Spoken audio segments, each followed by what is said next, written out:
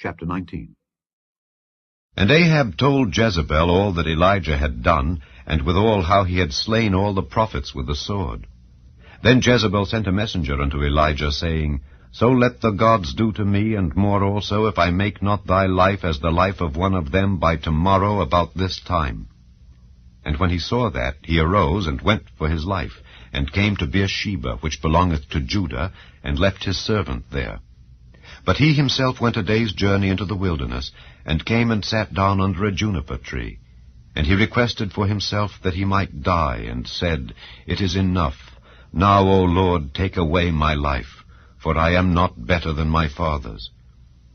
And as he lay and slept under a juniper tree, behold, then an angel touched him, and said unto him, Arise and eat.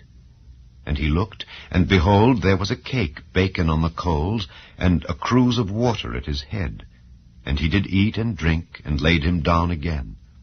And the angel of the Lord came again the second time, and touched him, and said, Arise and eat, because the journey is too great for thee.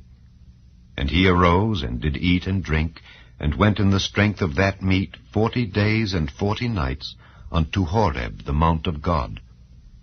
And he came thither unto a cave, and lodged there. And behold, the word of the Lord came to him, and he said unto him, What doest thou here, Elijah? And he said, I have been very jealous for the Lord God of hosts. For the children of Israel have forsaken thy covenant, thrown down thine altars, and slain thy prophets with the sword. And I, even I only, am left, and they seek my life to take it away. And he said, Go forth and stand upon the mount before the Lord. And behold, the Lord passed by, and a great and strong wind rent the mountains, and brake in pieces the rocks before the Lord. But the Lord was not in the wind. And after the wind an earthquake, but the Lord was not in the earthquake. And after the earthquake a fire, but the Lord was not in the fire. And after the fire a still small voice. And it was so, when Elijah heard it, that he wrapped his face in his mantle, and went out, and stood in the entering in of the cave. And behold, there came a voice unto him, and said, What doest thou here, Elijah? And he said, I have been very jealous for the Lord God of hosts, because the children of Israel have forsaken thy covenant, thrown down thine altars, and slain thy prophets with the sword. And I, even I only, am left, and they seek my life to take it away. And the Lord said unto him, Go, return on thy way to the wilderness of Damascus. And when thou comest, anoint Hazael to be king over Syria.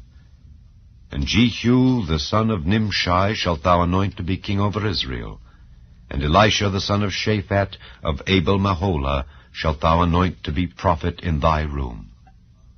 And it shall come to pass that him that escapeth the sword of Hazael shall Jehu slay, and him that escapeth from the sword of Jehu shall Elisha slay.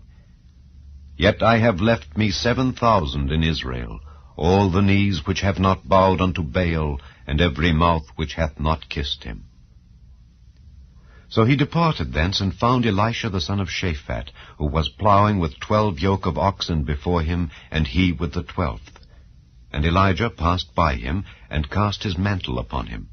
And he left the oxen, and ran after Elijah, and said, Let me, I pray thee, kiss my father and my mother, and then I will follow thee.